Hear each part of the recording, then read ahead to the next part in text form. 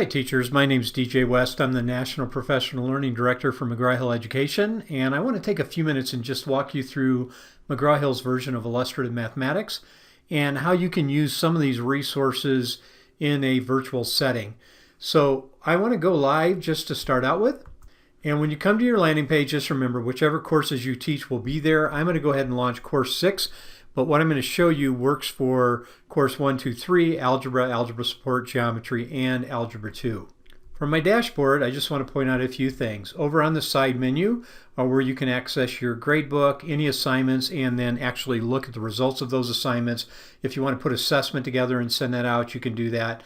You can get back to the dashboard here or to all of your programs right here. On the main page, this browse is how you're going to get through the course. Down below, anything you put on your calendar or anything you assign out to students will show up in the assignment box right here. So the first thing I want to do is just take you to the program. Now, the thing I want you to understand is all the materials are sorted by program level, unit level, lesson level. So if I'm looking for a unit assessment, it's going to be at the unit level. Now, if you click on Getting Started right here and you scroll down just a little bit, you're going to find your implementation guide. If you're in the high school grades, it's going to be the one for Algebra, Geometry, Algebra 2. Here it's for courses 1 through 3. You can download that or you can open it up right from the site.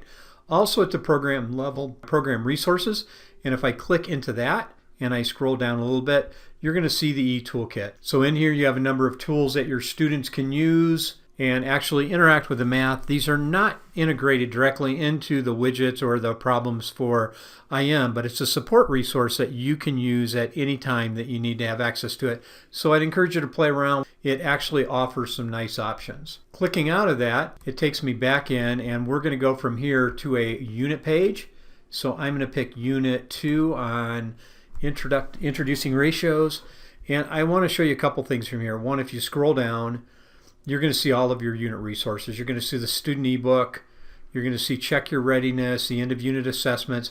If they're in this purplish color and they have the graph here, those are done in a way that you can give online. You're going to see one of these has been assigned out, and you can assign them out from here, or you can assign them out from assessments. If you want to look at it, you can click it in preview here and go through that. If you scroll down, you're going to see a number of your resources. So your activity masters are all in a zip file right here for the unit. My teacher edition for the unit is here. My family support letters, which would be really good at this time with virtual learning. And then I scroll down.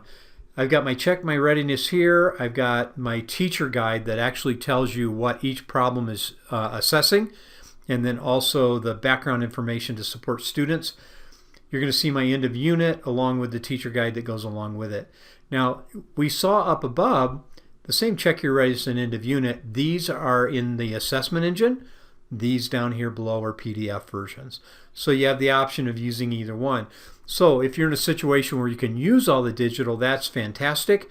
If you're in a situation where you're not able to do that, then you have a variety of print materials that you can use with your students right here. I'm going to go from here into a lesson. So I'm going to click into lesson 4 on color mixtures. And as I scroll down this lesson page again, you're going to see a couple of things. Here's my lesson for the students. You're going to notice you have 4 different options of what you can do with this. I can put it on the student page by checking or unchecking this box, and that will either put it on or remove it. I can include it in my presentation, and we'll talk about that in just a minute. I don't want the student book in my presentation, so I'm going to remove that.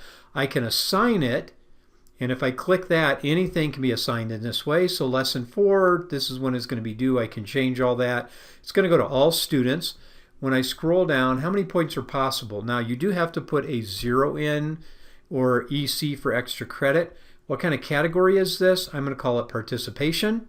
And then I don't have other classes to add this to, but if I did, I could select all my classes at one time. So let's go ahead and assign that out. And you're going to notice now it shows me it's been assigned out for today and tomorrow. If I scroll down a little bit more, my lesson resources here. These learning resources are interactive. The students can actually go in. They can type numbers in. If it's a number problem, they have the math palette. They have a lot of opportunities to do that. Now, I mentioned I can add it to the student page. I can put it in the presentation. I can assign it. I could also click right here and add it to my calendar. I could decide when I want it there, and then that shows up on my home page for me. Going down, I notice a warm-up, the activity, and really what we've done here is we've chunked every part of the student book into these pieces to have access. So again, when it says learning resource, it's an interactive version of that. Even with the cool down, we have that. If you scroll down just a little bit more, you're going to see your teacher resources. My teacher edition for this lesson, my practice in PDF format, these are also in the student book. My practice answers, if I scroll down a little bit more, here's my cool down with both the answers. Now the difference here again, this is a PDF version. The version right up here is an interactive version online. In fact, just so you know, all these pieces make up the lesson in the student book and are in that student book except for the cool down and the activity synthesis. Okay, all the rest are in the book, and we don't include those because they're kind of assessment pieces. One last thing I'm going to show you on here, you'll notice you have a box called Teacher Added Resources. When you check in, it will probably look like this. If you open it, you have the ability to add your own content to this. So if I click on Add Content, I can add a web link or anything from my computer, show you how simple this is, put in the name for the link, put the link right here, hit Add. It shows up like this Khan Academy video I put in right here. And you know what? All of the Khan Academy videos are correlated to Illustrative Math, a great resource to use in this time of virtual teaching.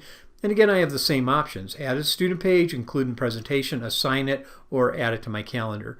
And what is so great about that for you is this acts like any other resource in the McGraw-Hill program. All of this is at the lesson level. Any of it can be assigned out. Any of it can be put on the calendar, put on their pages, and so on. Now I want to show you one last thing on this page. I had mentioned a presentation earlier. The presentation is right here. Now I'm going to click this one open. So it starts with the warm-up, and a student can actually work their way through this warm-up looking at the answer. This doesn't have an answer showing right here because it was meant to be a student discussion piece that starts the lesson, but you could have them go in and do the exercise. And then you notice here it says Next Resource. If I click on Next Resource, and I want to identify this for you, it's that Khan Academy video I added. Some things that go out to an outside website, depending how that website is set up, will automatically open and others will not. If you first saw this page, you might think it doesn't work. All you have to do is say try in a new tab right here. It will open up that Khan Academy video in a new tab, and then now I can use this and just play it. So it's become part of my presentation. The other part of the presentation is when you go down to the bottom tray, you can click it open. Everything in this presentation right here is available. And the one thing that you need to know, this presentation, whether you customize it or not, is available to your students. So that when they log in on their student page, they'll see the link to launch the presentation. If I go into my activity, we've included the widgets right in those activities. If you scroll down, you can see all the interaction as students available to do with this. And if you assign it out, you can go in and look at all of the work that the student has done on this activity. Now the reason they're scrolling is we found it more helpful after teacher feedback to actually have it all on one page to separate it. You are going to notice this is one of two. If I want to get to the second part, I'm going to go here. This is my Are You Ready for More? And most of you know a lot of the activities will have an extension for those students that need to be pushed a little bit. If I go to my next resource and so on, it will walk me step by step through all of these activities that I have built into my presentation. It's a great way to review it. The other thing you have the option of is using that presentation along with a screen capture software. If you're on a Mac, it's built in. If you're on a PC, you might want to use Screencast-O-Matic and actually do a lecture using that presentation that you then send students, have them do the interaction. So you actually might have an introductory part. They might do the activity, and then you might have a follow-up one that deals with the synthesis piece. Now I'm going to show you one other feature. You saw the presentation, but right next to it is the Edit button. If I click Edit, it opens up that presentation in a new window. It shows me every single resource, and then the shaded out ones are the ones that I have available, but I did not put it in the presentation. If I want it there, I simply check Include in Presentation, or I can remove it. And another thing, all of these resources can be rearranged just by clicking and dragging to allow you to customize that presentation for your students. Really nice features. So if you scroll down the whole way, you'll see the opportunities that are available to you to use that. And don't forget, you can add your own resources right here. Now, one last thing I want to show you, I'm going to click out of here and I'm going to go over to my dashboard. I'm going to click on Assignments, And the assignment I just made is this blue one right here on color mixtures. It's an open assignment. It's just participation. Students are going to have it available from these dates. And then I'm going to scroll up just a little bit and then click on that. And you'll notice right here, this is where I would view the scores. I would copy it to my classes, my multiple classes, or I can share it right in Google Classroom. Yes, that's right. You can share it right in Google Classroom.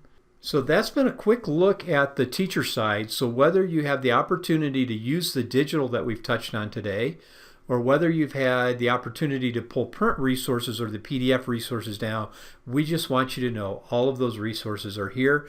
And then finally, I'm not going to open this, but if you want to go in and make an assessment or assign out an assessment, you have the availability to do that. So that's an overview of the digital from McGraw-Hill of Illustrative Mathematics. One other thing I want you to make you aware of, Illustrative Math on their website also has a variety of virtual support materials. If I click into the web link, illustrativemathematics.org, right at the top, click to access IM's new distance learning resources. So when I click in that, I can look down below. Here's the math pieces, and then planning for spring, aggregate support, links for caregivers to support students at home. Talking Math at Home, again, just a whole series of resources here as well, and those are found at illustrativemathematics.org. So thanks for taking the time. I hope this is helpful and just give you some ideas on how to use McGraw-Hill's version of Illustrative Mathematics from a digital perspective.